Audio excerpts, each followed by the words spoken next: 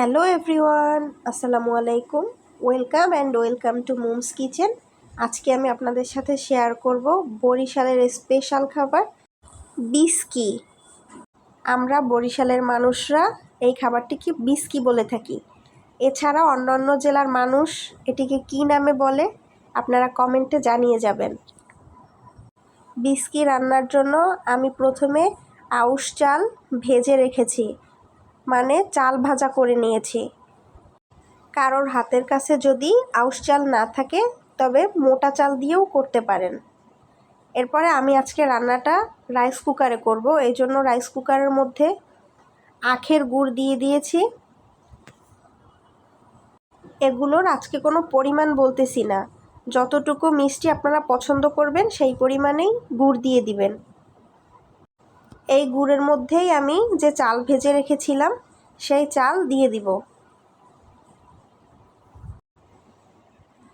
সব চাল দিয়ে দেওয়ার পরে কিছুক্ষণ গুড়ের সাথে চাল ভালো করে নাড়াচাড়া করে নেব।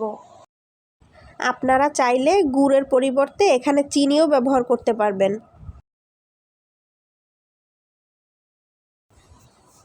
আর এর মধ্যে আমি দিয়ে দিব অল্প একটু লবণ। আপনারা চাইলে লবণ না দিলেও হবে। আর এর মধ্যে দিয়ে দিব 2-3টা তেজপাতা, ব্যাস, আর কিছু দিব না।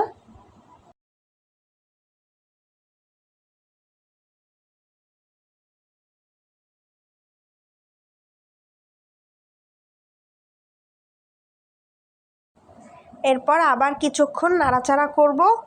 তারপরে এর মধ্যে দিয়ে দিব একটা নারিকেল, অর্ধেকটা কোরানো আর অর্ধেকটা ছোট ছোট টুকরো করে কাটা। আর দিয়ে দিচ্ছি পরিমাণ মতো পানি।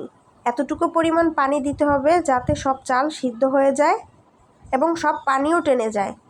এরপরে ঢেকে রান্না করব সিদ্ধ হওয়া পর্যন্ত, মোটামুটি 25 থেকে 30 মিনিটের মতো।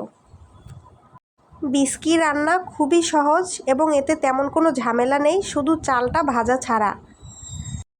এই 30 মিনিট রান্নার মধ্যে মাঝে মাঝে ঢাকনা উঠিয়ে একটু নেড়েচেড়ে দিব।